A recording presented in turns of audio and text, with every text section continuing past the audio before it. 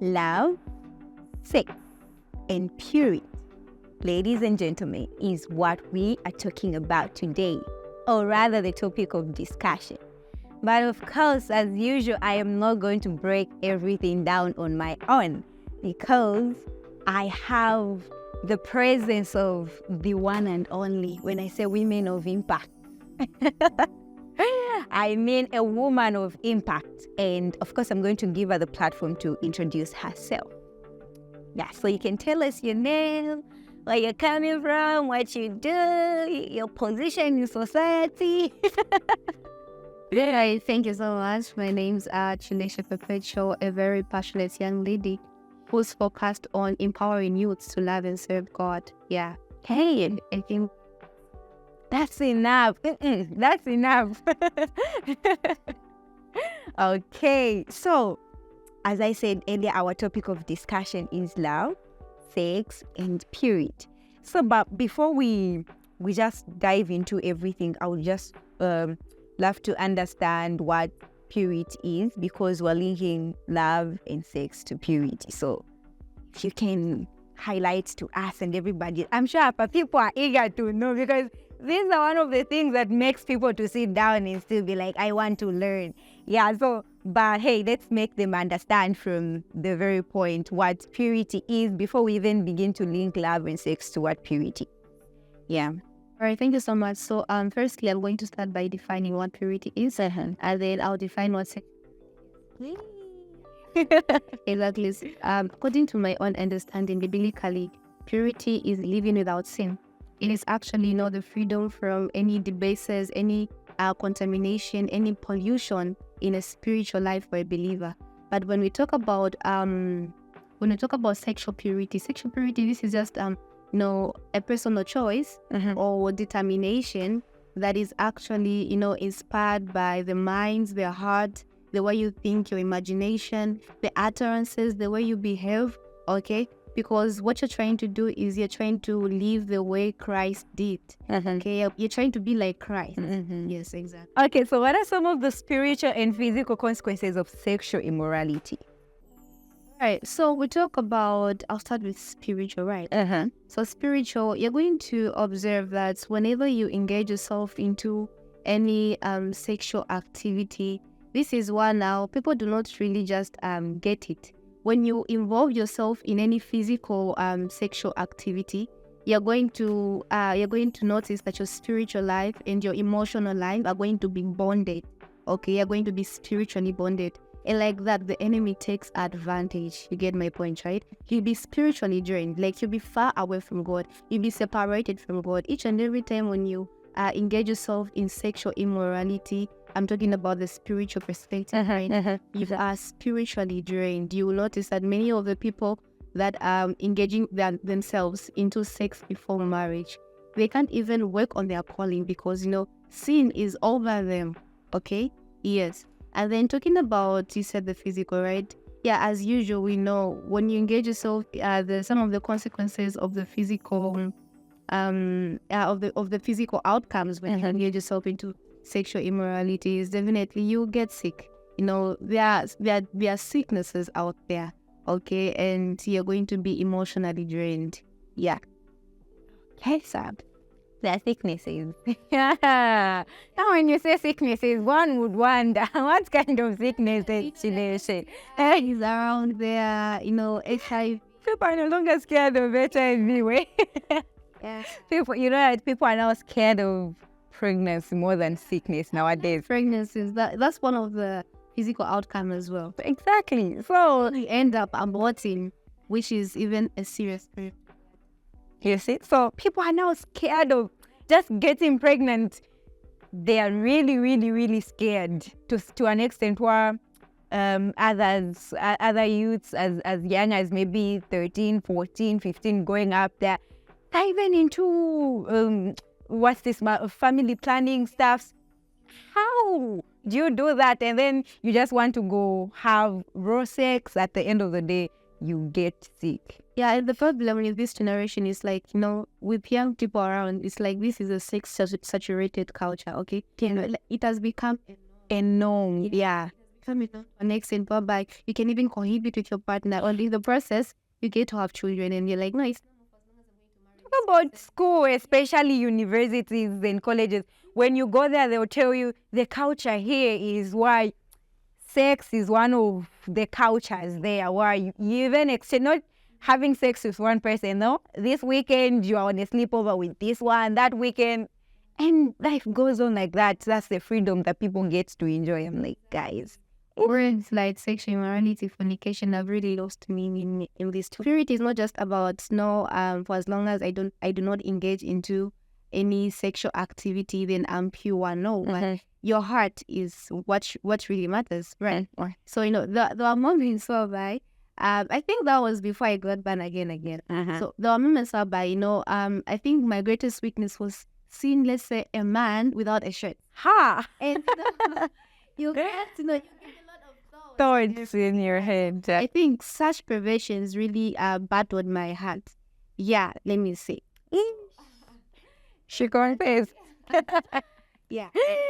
Okay, so our lovely audience, in case you're just joining us, we are talking about love, sex, and purity. And Chileshe here is my awesome guest for today. And she just helped us to understand what purity is in the beginning. She defined what purity is. And then we went on to talk about the consequences of spiritual and the consequences of what? The consequences.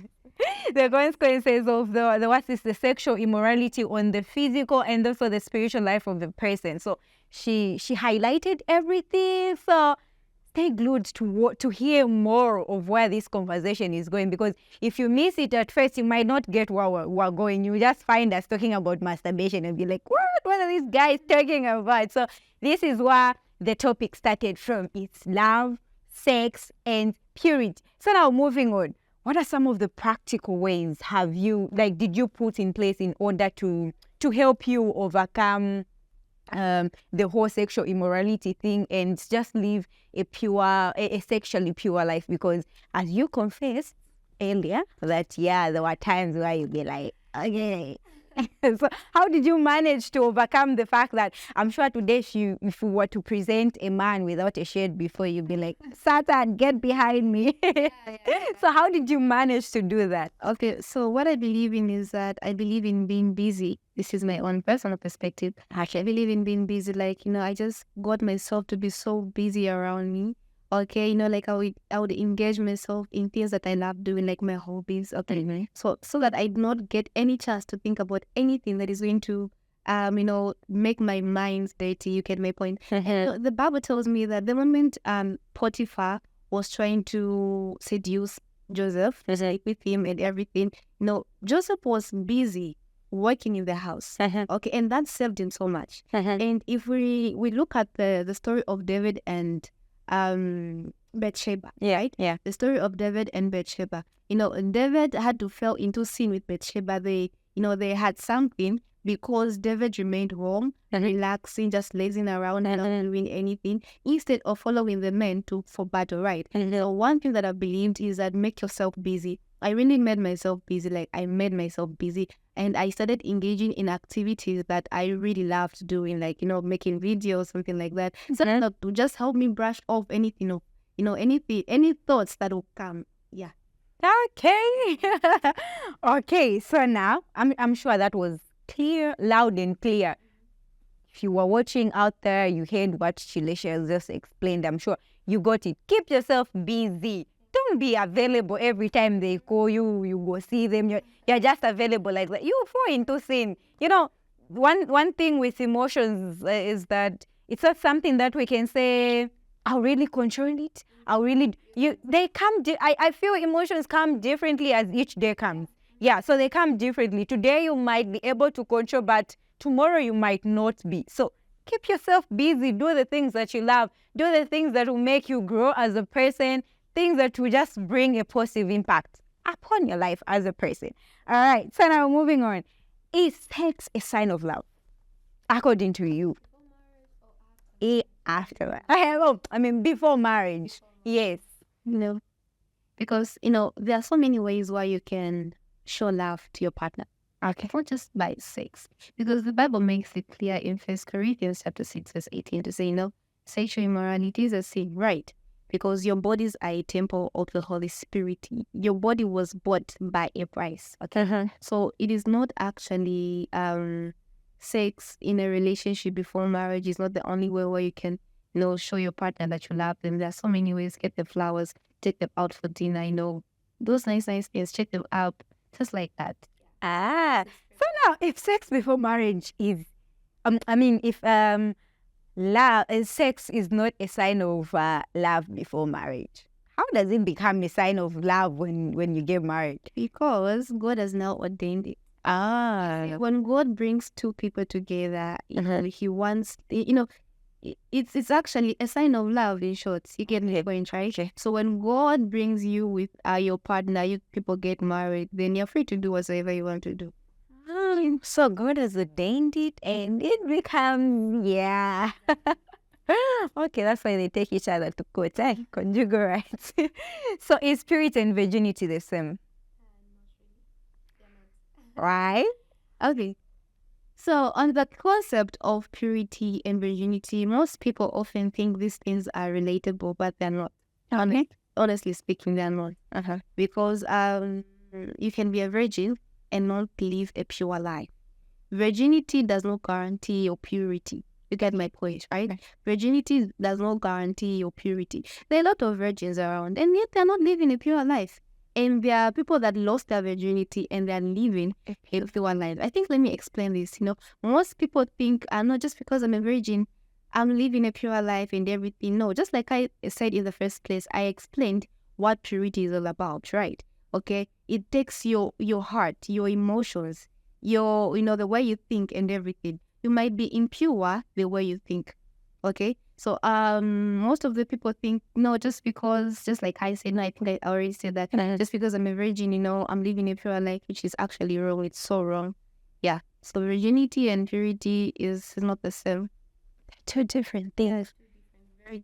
There's a line. So you can be a virgin, but yet not living a pure life. And you can be, you might not be a virgin, but you can be living a pure life. We have people that are born again. They had sex before marriage, quite all right. But hey, our Father is a merciful and forgiving Father. You become born again. He forgives you. He decides to lift you like that. And then you work for Him. You come His vessel. You live a pure life because now you've learned what the do's and don'ts are. And then we have those now that are virgins, and then they feel like that's a passport to heaven now. Hey, I haven't had sex with a man. I haven't done this. So I'm loved by God. I'm pure like that. But that's not how it works. So as Shileshe said, purity does not only deal with the actions, but also deals with the thoughts. What you feed your mind, what you hold in your heart, that's also adds up to purity. So what thoughts do you have, in as much as you're a virgin? What thoughts do you have? So the people that claim to be virgins, but they watch pornography. Exactly. That's it. Just like the Bible tells us in Matthew chapter 5, verse 8, to say, happy are those that are pure in heart, for they shall see God. The Bible said pure in heart, not pure in body. In body, yeah, in heart. So meaning when it comes to the issue of purity, it is a heart issue, okay? It is a heart issue, not a physical issue. Yeah. So you cannot involve yourself in any physical, sexual interactions with other people, but then what is the state of your heart? What kind is the state of your heart? So yeah, so what is really important is your heart stature. Okay, your heart. Please work on your heart. How do you interact with people? How do you treat people? How do you associate with people? What are you doing for God? Are you fulfilling your purpose, or you're just that person that says, I'm pure because I'm a virgin, I don't indulge into sexual immorality, but at the end of the day, where is the state of your heart? So I think this should be your take home.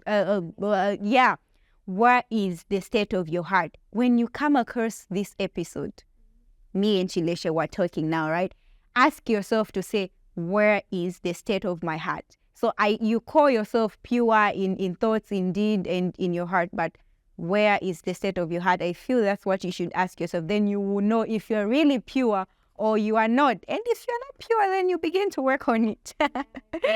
So now, like, okay, then here's the thing. So now there's this person, that there are these two people dating, and then one understands what purity is, and then I'll say maybe the female understands what purity is, and then male doesn't understand what purity is. So now, how can you navigate a discussion about purity with a partner who doesn't really second with your beliefs about purity? Yeah, being in a relationship with that, because I feel sometimes the pressure comes from the male side. With a woman, because we're able to control our feelings most of the time, but the pressure comes from guys. Sometimes they might not really force you into doing it, but their actions at some point will make you to want to go to them yourself like that. So yeah, how can you deal with such a thing as a woman? You're dating somebody, you want to keep yourself pure. Yeah, you want to keep yourself pure. Your heart is pure, quite alright, but you also want to maintain your physical purity like that. But how can you deal with such a partner? Do you just walk away? How? Now wants to involve into sexual intercourse. Exactly, because they don't. Yeah, you want to maintain a pure. Yeah, you want to maintain purity. But the person that you are explaining what purity is and the reasons why you want to maintain purity doesn't really understand. So what do you do in that situation? In the first place, I'm going to ask you a question. Why are you dating someone that you never sat with and discussed your beliefs and your values? Because one thing that I understand and one thing that I know is that even before you engage into a certain relationship, sit down with that person, discuss, clearly communication, discuss what are your values, what do you believe in, this and this. But then if you find in your situation whereby you just started like that and you never discussed, so here is what you have to do. You have to reevaluate that relationship. Take a break. If you explain yourself clearly to the person to say, no, whenever we try to do this, or maybe I want to keep myself pure and I cannot do this, and that person continues insisting, remember, a man who loves you will not use manipulation to get what he wants from you. Okay, a man who loves you is going to respect you, and is going to respect you and what you say. You get my point, right? He's going to respect your values. He's going to respect your beliefs. He's going to respect everything. And the Bible tells us in 1 Corinthians to say love is kind, love is patient. And so why is he not patient enough to wait for you until you guys get married and then you start doing things for big people? I think it's for big people. Yeah, so exactly. So it is really important. If that person does not really understand, that person keeps on insisting that no, let's have sex and everything, then that's a big red flag in Christian dating. Let me say it's a big Christian dating. Yeah, so you just have to reevaluate, take a break, and just ask God if that man is supposed to be yours. Yeah. Okay, from the looks of things, it means you understand what love is. You understand what relationship, what it means to be in a relationship that requires you to be pure and everything. So my question is, can you share a personal experience that profoundly shaped your understanding of what love is, that has made you to stand out today like this and be like, okay, I want to be in a relationship where I can still maintain my purity until I get married? Because it takes us back to the question that I asked you to say, is love sex a sign of love? So because people don't really understand what love is, at the end of the day they get to think that as a way of proving my love to this person, let me indulge into what he wants, let me just give in to what he wants or what she wants, like that. So we just want to find out what really shaped you into understanding what love is. How did you do everything? I will not say according to my experiences, but according to what the Lord has been teaching me. Actually, from the time I just got born again, and from the time, some of the relationships that I've engaged myself into. Okay. Okay, we'll start it like this. Was there a time when, before you got born again, and then you felt you were in a wrong, like after you got born again, then you'd be like, oh, so this is how things are supposed to be done? Did you ever come across a point where you said, I was actually in a wrong relationship with that person? Exactly, for sure. That's how it was. Okay, so there was a moment I got broken. My heart was broken. And then probably I wasn't in a right relationship and I could feel it. So the moment I just got broken, I felt so alone. I felt so lost. I felt so disappointed. But one day I held the Bible, and what introduced me to this space, I think I even said it. Love is patient, love is kind. Okay, it does not envy, it does not boast. And from that day onwards, I just felt like the warmth and the peace of love and what God was trying to teach me had washed over me. You get my point, right? You get my point, right? So I'm not gonna share all the experiences and beliefs what I have learned and something that has made me to be like this. And what do you talk about love? Something like that. I think so. Okay. Yeah, no, you've not tried your best. You've answered it exactly the way I wanted it to be, because I believe you cannot just stand and start talking about something that you literally know nothing about, or you've just heard it from somebody. So the best thing is for you to know something for yourself. So especially if you've been through something, it makes you to stand on your ground, because you wouldn't want to find yourself in that situation that you've been into at first like that. Yeah. So we were talking about, or let me say, our topic of discussion has been love, sex, and purity. And our guest for today was, say your name, madam. Perpetual Chileshi. So I thought to say Perpetual. I thought maybe I was remembering Perpetual and Chileshi, and I'm like, what's her first name? Well, yeah. Okay, so she's been our guest who has helped us to understand these three things: love, sex, and marriage. She answered some of the questions which are very crucial, that makes us young people that most young people have misconceptions about, such as is purity and virginity the same? Of course, they are two different things. So you can be a virgin but yet not be living a pure life, and you cannot be a virgin but yet you are a born again living a pure life. And also the aspect of, is sex a sign of love? Chileshi has cleared all that, and she said no, a very big no. Sex is not a sign of love. In capital letters.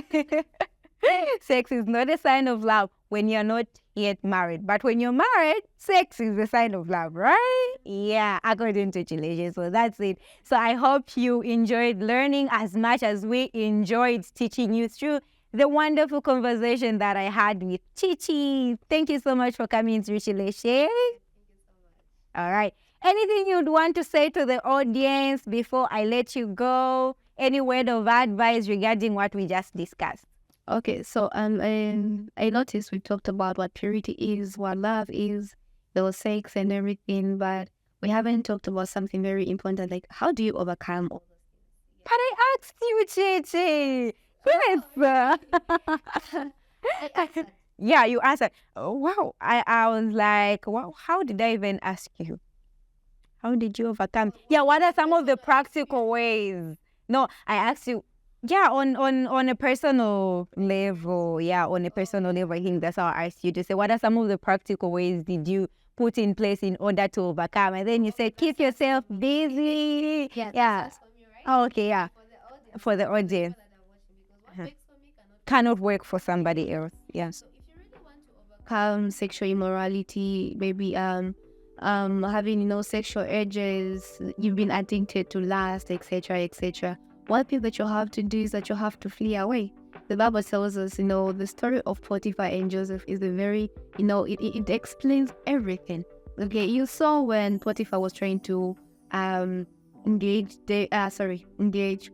Joseph, yeah, into having everything that they wanted. What did Joseph do? Joseph had to run away. And I've had a lot of, people come to me that they're like, Perpetua, I really want you to help me pray so that we can fight the spirit of lust and everything. And I'll be like, in the Bible, there is no scripture that talks about we have to fight the spirit of lust. No, but I can only help you pray in order for you to obey the word and flee from sexual immorality. Because the only best solution you can ever do to yourself is flee away, just like Joseph did.